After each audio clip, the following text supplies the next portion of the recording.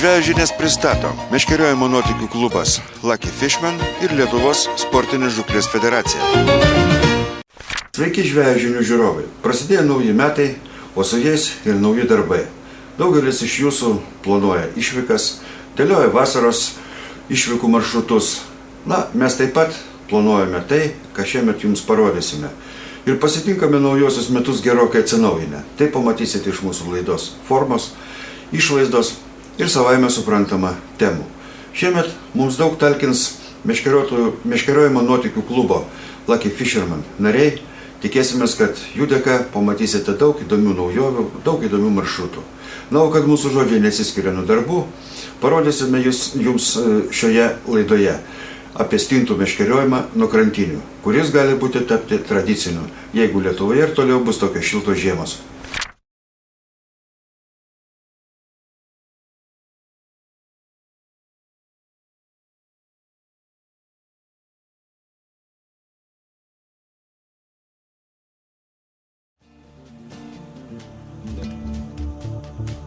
Kai sausio virš Klaipėdos uosto akvatorijos pateka saulė ir nušviečia šiaurės rago ir smiltynės krantines, pamatai vaizdą, kuris būdingas jau keliems žiemos sezonams paeiliui. Ant krantinių išsirikiavę dešimtis meškeriotojų laukiančių kibimo.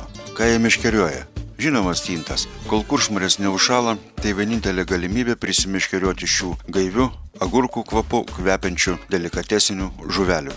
Mūsų krašto klimato realija tampa nei šiokios, nei tokios žiemos. Šnekamojoje kalboje jau atsirado terminas apibūdinantis šią situaciją. Genys margas, o žiemos orai dar margesni. Tie meškeriotojai, kurie savo užrašuose fiksuoja ne tik laimikius, bet ir išvykų prie vandens meteorologinę bei hidrologinę situaciją, patys gali įsitikinti, kad ledo laukiam vis ilgiau, ledmintis trunka vis trumpiau, tad meškeriotojai ieško būdų, kaip žiemą gaudyti žuvis, kol ledmetis neprasidėjo. Didžiausi orų svyravimai pastebimi Pamėryje ir Pajūryje. Sinoptikai nepajėgūs įspėti tikslę datą, kada ant kuršmarių susiformuos tvirtas ledo šarvas ir gali tik įvardyti statistiką, rodančią, kad kiekvienais metais stintmetis prasideda skirtingų laikų. Todėl situacija dažniausiai būna nenuspėjama. Tačiau dabar atrodo, galima bus tai įvardyti gana tiksliai. Stintmečio pradžią ima lemti ne ledo susiformavimas mariose, o stintų pasirodymas kuršmario akvatorijoje. O jos, patyrusio melnragės žvejo Mindaugo Kulakausko teikimu, ima aktyviai migruoti iš Baltijos į lagūnas prieš Kalėdas. Stintų meškeriojimo aistruolių skaičiaus orų dviprasmiškumas nesumažina. Jų labai daug ir visi kiekvieną žiemą laukia nesulaukia, kada galės gręžti kuršmarėse eketes. Kadangi jokių garantijų, kada tai įvyks nėra, meškeriotojai sugalvoja įdomią alternatyvą – stintų meškeriojimą nuo kranto, o tiksliau nuo Klaipėdos uosto ir smiltynės krantinių, kurių užuovėjoje stintos glaudžiasi nuo stiprių pietvakarių ir šiaurės vakarų vėjų keliamų bangų. Nieko naujo žinoma čia nėra, tiesiog pritaikyta ankstesnė patirtis, kai stintos po ledonešio plūsta iš kuršmarių į nerštavietės. Šilutiškiai, rusniškiai, kintiškiai meškeriotojai nuo seno jas gaudo Nemuno žemupyje ir Minijoje paprasčiausiamis plūdinėmis meškerėmis. Tad ir žiemą stintas galima gaudyti panašiu būdu. Jau pirmi bandymai stintas gaudyti atvirame vandenyje parodė, kad ledo nėra, tačiau mėsėdės stintos masalus puikiai stveria ir atvirame vandenyje. Todėl prieš keletą sezonų įžvalgesni uostamiesčio meškeriotojai susiprato, kad stintas galima gaudyti pačiu paprasčiausiu būdu. Tiesa, reikalingos kiek kitoks įrankis, nei trumpa stangri meškerėlė naudojama stintų gaudymui nuo ledo ar plūdinė naudojama pavasarį. Šiltos žiemos įrankis stangroka trimetrinė plūdinė arba feeder tipo dugninė su lanksčia viršūnėlė, galinčia atlaikyti masyvaus svarelio iki 30 gramų, sukeliama apkrova. Meškerė be liaunos viršūnėlės stintų meškeriojimui netinka, nes nepavyks laiku pastebėti stintos kibimą ir pakirsti, o lengvas svarelis taip pat netinka, nes masalų virtinė visą laiką turi būti vertikalioje padėtyje. Pasitaiko, kad iš marių į jūrą plūsta tokia stipri tėkmė, kad net 25 gramų svarelį kelia į paviršių. Todėl reikia turėti įvairios masės svarelių atsargą. Uostamiestė stintų meškeriojimui nuo krantinių naudojamas įrankis turbūt niekur daugiau pasaulyje nežinomas ir nenaudojamas. Tai savotiškas dugninės ir žeminukės hibridas. Kai masalai užmetami, svarelis turi pakibti virš dugno kelių centimetrų atstumu, o valas įsitempti. Prie valo 20-30 atstumu vienas nuo kito pritvirtinti pavadėliai su kabliukais. Beje, terminas kabliukai čia nėra visai tikslus, nes kabliukai naudojami tik paprasčiausiose montažuose, susidedančiuose iš kabliukų virš kurių ant valo užverti švytintis žalsvais fosforiniais atšvaitais karoliukai. Dažniausiai stintų meškeriotojai naudoja specialias švytinčias avižėles su gana stambiais kabliukais. Avižėlės pagamintos iš plastiko arba lengvutės skardos ir yra beveik besvorės, tad jos sklendžia nuo menkiausio tėkmės dvelktelėjimo. Šis avižėlių žaismas vienas iš veiksnių viliojančių stintas prie masalo, o avižėlių švytėjimas papildomas viliokas, kuris ypač veiksmingas meškeriojant stintas drumstame vandenyje ir apniukusiu oru bei naktį. Dar vienas svarbus veiksnys, stimuliuojantis stintų kibimą – avižėlių spalva. Tai svarbu saulėtų orų, kai fosforinis avižėlių švytėjimas nublanksta. Tada stintas vilioja raudonos, ryškiai žalios ir aukso spalvos avižėlės. Paprastai spalvinama viena avižėlių pusė, o kita padengiama švytinčia medžiaga. Kiek kabliukų ir avižėlių sudaro masalų virtinė? Tai klausimas, į kurį atsako pats savo kiekvienas meškeriotojas. Skaičius būna labai įvairus. Teko matyti net iš 10 avižėlių susidedančių montažų.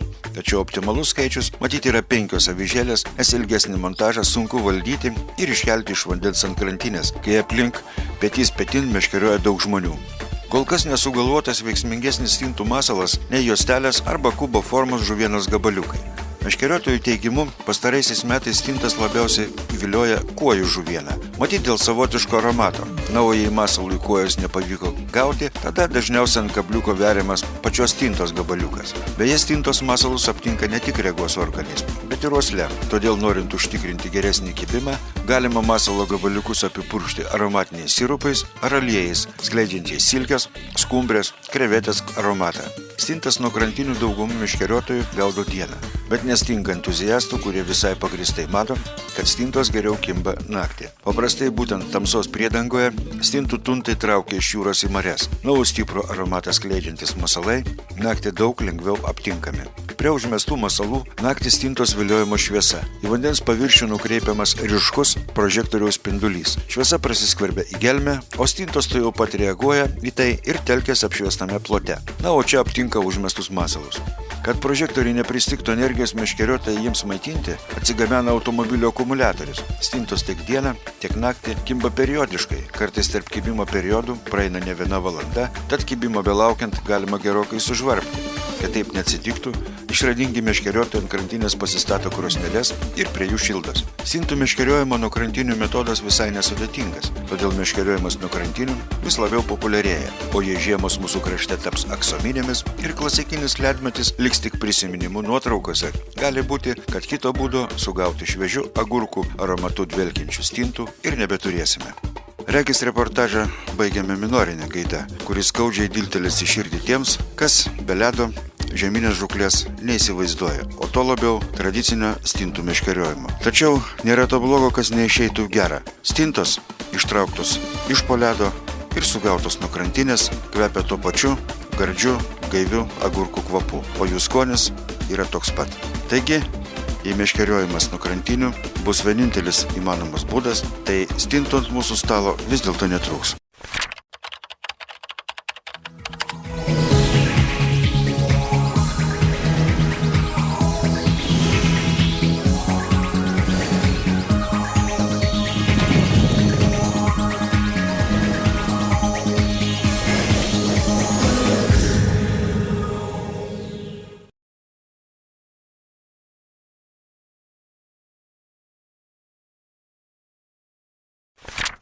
Šiemet atidarome naują mūsų rubriką Meškeriotojų žinynas, kurioje pabandysime paaiškinti, kartais paneigti įvairius mitus, kažkokias įsišaknijusias ir pasenusias nuomonės, nuostatas.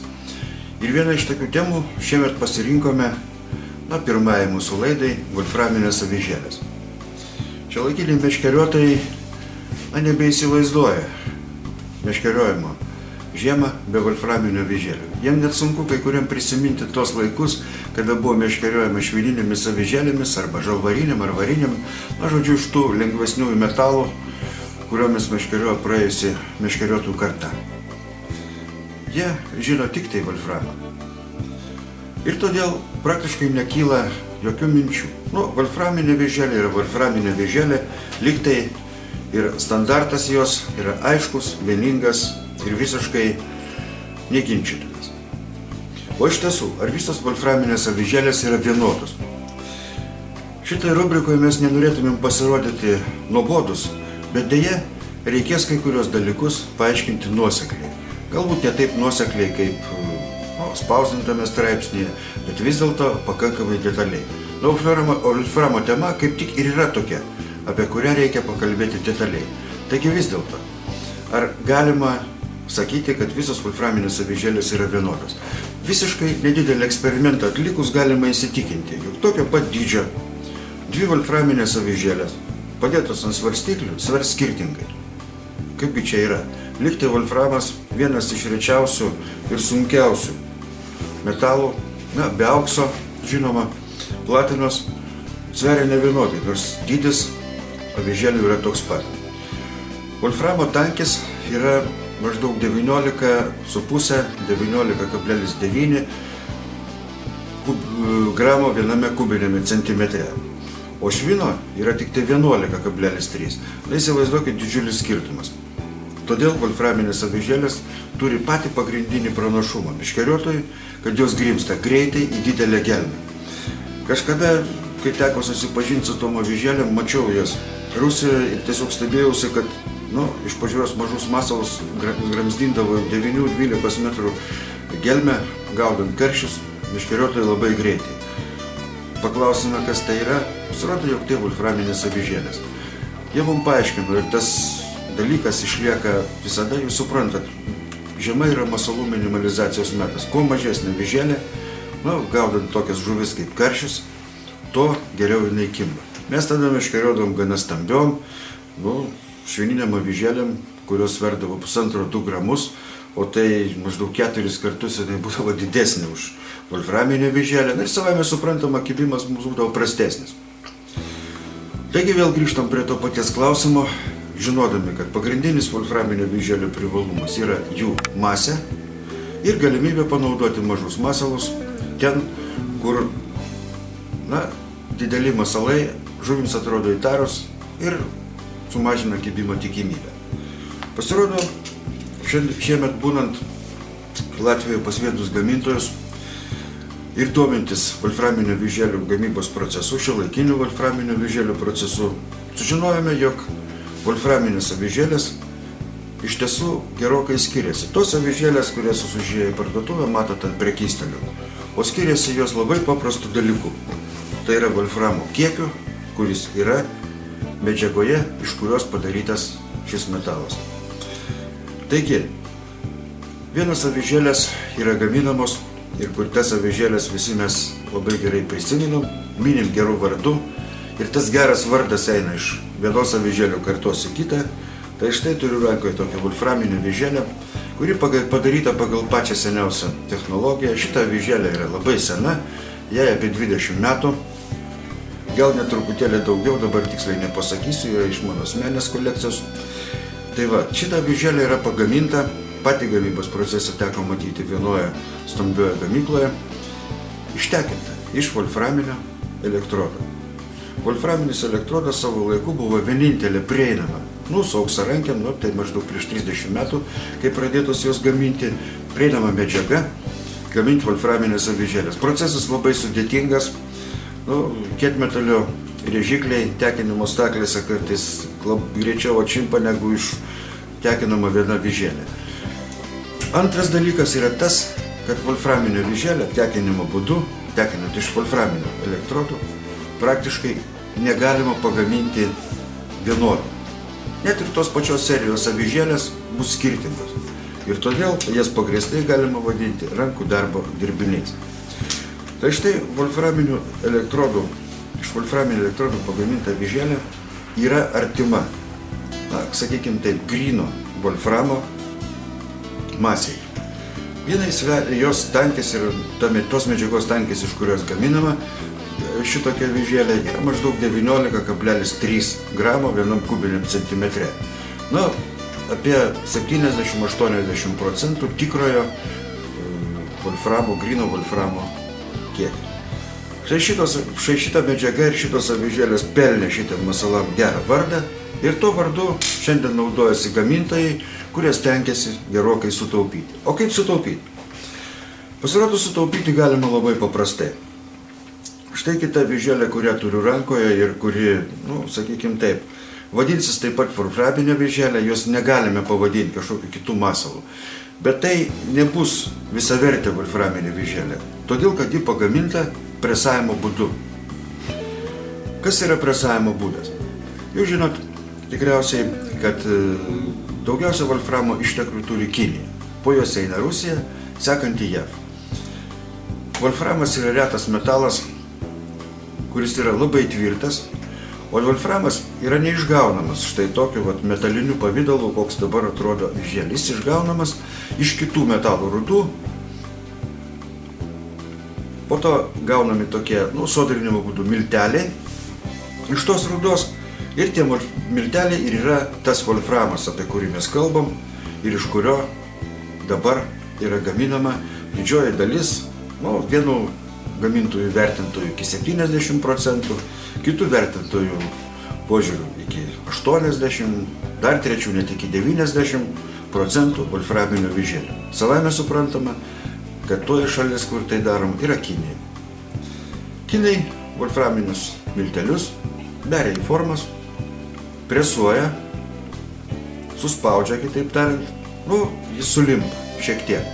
Pakaitinti, šiek tiek pašildyti, jis sulimpa. Bet toks gaminys yra negražus ir dar labai trapus. Tada tokios avižėlės yra dedamos į kaitinimo krosnis specialias, kur temperatūra turėtų būti pakelta maždaug iki 1600 laipsnių, mažiausiai. Technologinis procesas taupant elektrą ne visada išlaikomas, wolframo milteliai sukepa, ir tas gaminys avižėlė sutvirtėja gana, taip sakykime, nepakankamai, kas įvyksta. Tai nėra visavertė avižėlė. Ji trapi, ją galima suskaldyti plaktuku, gana nesunkiai, stuktelėjus ir pamatysite tada jos vidinę struktūrą. Milteliai tokie negražus, pilki milteliai. Tačiau tai nėra pats didžiausias šitos avižėlės trūkumas. Trūkumas yra didžiausias tas, kad gryno wolframo milteliai, jie sulimpa labai sunkiai, presuoja. Todėl kinai naudoja technologiją labai paprastą, maišo jos su geležies, švino, vario, ir kitų žymiai pigesnių metalų. Gaunama štai toks gaminukas. Jis yra žymiai lengvesnis už gryno wolframo avižėlės. Realiai vertinama, kad jis maždaug turi nedaugiau kaip 70% tikro wolframo tankio, arba greičiausiai turi 50-60. O tai yra netaip tolima nuo švino masės, nuo švino lyginamojo tankio. Vadinasi, tokia avižėlė neturėtų rinkoje kainuoti tiek, kiek jinai kainuoja. Deja, jūs patys suprantat, kad pardavėjai, ir dažnai patys to nežinodami, neskiria tai, kas jiems tiekiama, tai jie pateikia kaip wolframą. Miltelių metalurgija, kada iš wolframo miltelių presuojamas avižėlės, turi ir vieną didelį pliusą, ne tik tai minusus. Iš jos pagalba galima padaryti pačių įvairiausių formų avižėlės, kadangi, kaip jūs žinot, ir jau minėjau, wolframas yra labai sunkiai apdorojamas metalas. Kokių tik norit formų, kokių tik norit dydžių, kokių tik norit spalvų. Deja, kabliukai kartais jose laikosi gana silpnai, todėl kad avižėlės nėra pakankamai gerai, variuojamos, padengiamos kito metalo, prie kurio galima lituoti kabliukus, sluoksneliu. Taigi štai jūs sužinojate apie avižėlės, kurių šiandien rinkoje yra daugiausia, bet jos yra ne vienintelės. Mes dar turim ir tokių avižėlių, kurios šiandien yra gaminamos iš wolframo lydinių. Tai wolframo lydiniai su geležim, wolframo lydiniai su bariu, wolframo lydiniai su žalvariu. Tai yra jau lydinys, iš kurio avižėlės yra, irgi galima pavadinti tekinimo būdu, kitaip tariant, jau mechaniniu būdu gaunamas. Jis yra pakankamai minkštas, tas lydinys, ir jo lyginamasis svoris, arba moksliškai tariant tankis, yra tik truputėlį didesnis už presuotus gaminius, kitaip tariant, presuotas wolframinės avižėlės. Todėl, nors ir atrodo šitos avižėlės labai gražiai, labai dailios, jos vis dėlto nėra tikro wolframo ir vertinamos profesionalų ir gamintojų gana vidutiniškai. Savai mes suprantame, mes jomis meškeriojam, gaudom žuvis ir nekreipiam didelio dėmesio. Bet mes už jas permokam. Taigi, štai jau jūs žinote, kad yra 3 tipai volframinio avižėlių. Bet yra ir dar vienas, kurį šiandien galima laikyti svarbiausiu, sakykime taip, geriausiu. Tai gryno volframo avižėlės, kurios gaminamas visiškai netoli, kaip pavyzdys jos gaminamas ne tik tai ten, gaminamas kaimyninė Latvijai. Ir, pavyzdžiui, mes čia šiandien esame Romados parduotuvėje, matom būtent tos kompanijos Phoenix avižėlės. Ir pirmiausiai mes matome jų kainą. Jinai yra dažniausiai, šiuo atveju dvigubai didesnė už avižėlių išpresuoto volframo. Kodėl taip yra? Todėl, kad pagaminti avižėlę iš tikro volframo yra gana sudėtinga. Procesas sunkus, reikalinga atlikti daug technologinių operacijų, o pirmiausiai pagaminti ruošinį. Ruošiniai šiandien geriausi ruošiniai pasaulyje volframinio avižėlių gaminami Vokietijai, naudojant specialią technologiją, specialias tekinimo staklės. Bet tai dar nėra visavertė volframinė avižėlė, o tik tai jos, galima sakyti, pradžia. Tačiau ji gaminama iš gryno volframo, kuris gaunamas supresavus ir po to iškepus reikiamą temperatūrą. Kitaip tariant, tai jau gaunamas volframo lydinys, kurio lygindamasis tankis beveik nuo gamtoje aptinkamo volframo nesiskiria. Vadinasi, štai tokia avižėlė ir labiausiai atitiks mūsų poreikius. Po to, kai pagaminamas ruošinukas, tokia avižėlė keliauja pas gamintoją, šiuo atveju, sakysim, Latvijoje, Phoenix kompanija. Ten, naudojant juvelyrinės technologijas, yra apdorojama visas paviršius. Tada prasideda tolesnis jos dailinimas. Jinai arba dengiama galvaniniu būdu, variu, sidabru, žalvariu, o kartais net ir grynu auksu. Antras ir didžiausias turbūt jų privalumas, kad visos šios vienodos serijos avižėlės bus visiškai vienodos formos, kadangi jas gamina, ruošinį patį gamina protingos staklės, programinės staklės, turės visiškai vienodą svorį, kuris ten gali skirtis tūkstantosiomis miligramo dalimis ir savaime suprantama turės vienodą žaismą. Mums meškeriotojam svarbiausia yra tai, kad tokią avižėlę, pagamintą iš gryno volframo, galima greitai nugramzdinti į vandenį, galima su ją meškerioti didelėje gelmėje ir galima gaudyti sėkmingai tokias įtarės žuvis, kaip pavyzdžiui mūsų garsieji lietuviški karšiai, kurių apetitai ir įnoriai yra nenuspėjami. Ir dar vienas privalumas šitų avižėlių yra tas, kad jos yra ilgamžės. Kaip jau minėjau, jos padengtos to jau apsauginių sluoksnių, taip kad ir po kelių sezonų, ir po 10 sezonų praktiškai ji nieko nesiskirs. Ji bus tokia pati, kaip vakar įsigyta.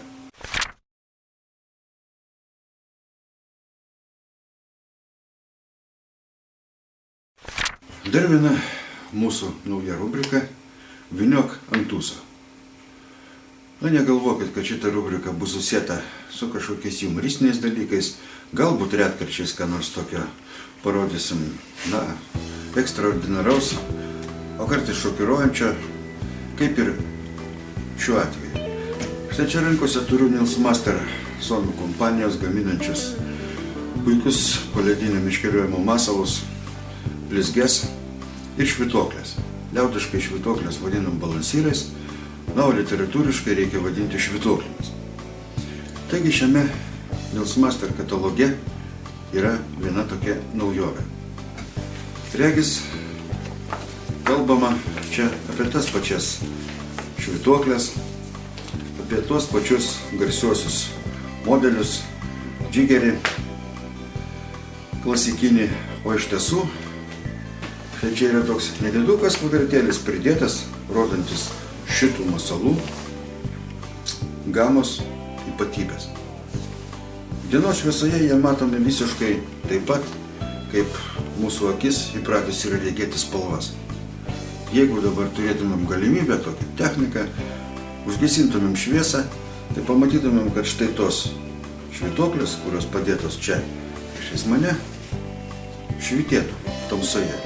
Švytėtų labai neryškiai, švytėtų taip, sakykime, tokia fosforinė šviesa, o tiksliau ekspertai ją vadina aureolė. Ir iš tiesų, judėdami vandenyje, prasto apšviestumo sąlygomis, tie masalai turi švytinčią aureolę. Kodėl tai reikalinga? Švytuoklis iš esmės yra įprastas jau mūsų krašte meškeriojimo masalas, puikiai viliojantis ešerius, lydekas, sterkus, žodžiu, daugelį plėšriųjų žuvų jos gerai gundo. Klasikinė švytuoklė yra horizontalios eigos masalas. O horizontalios eigos masalai yra labai gerai pastebimi vandenyje.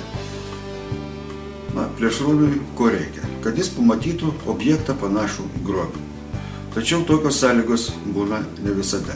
Ir štai čia jūs suprasite, kodėl šitą mūsų rubriką pavadinta Vyniok ant tūso. Pavasarį, kada būna paskutinis ledas, dažnas iš mūsų išsigręžia sekete, ypač kuršmarėse, pamato, kad vanduo eketėje yra drumzlinas ir visiškai nepermatomas. Tokiam vandenį masalas yra sunkiai matomas. Gelmė, kuri viršyje metrą, o pliukusiomis dienomis ir praktiškai beveik palei pat ledą. Todėl masalas turi pakliūti plėšrūnui tiesiai po nosimi, kad jisai jį sureaguotų. Štai todėl švytuoklės yra spalvinamos, kad jos būtų pastebimos iš toliau. Buvo pradėtas gaminti raudonas uodegėlės, kad būtų papildomas dirgiklis irgi matomas iš toliau.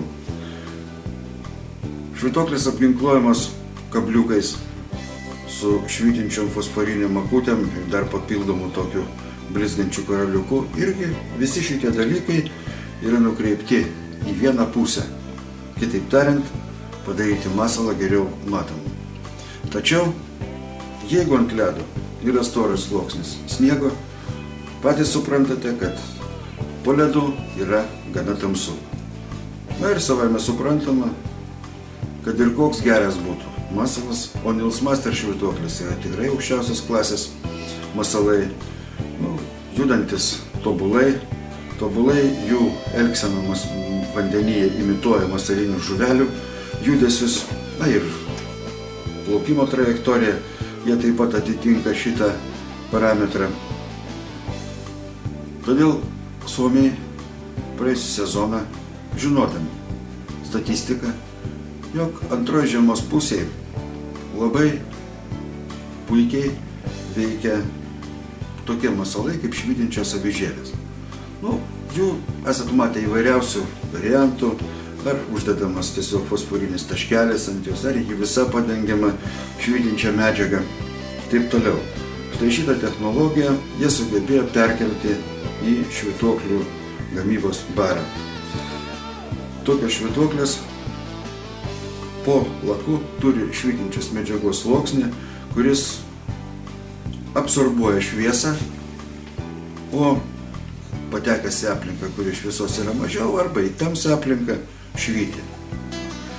Statistiškai taip pat jau įrodyta, kad švytintis masalai geriau vilioja plėšrūnus negu nešvytinti. Savaime suprantama, kai tokios švytinčios švytuoklės nereikia, ir nebūtina ją naudoti.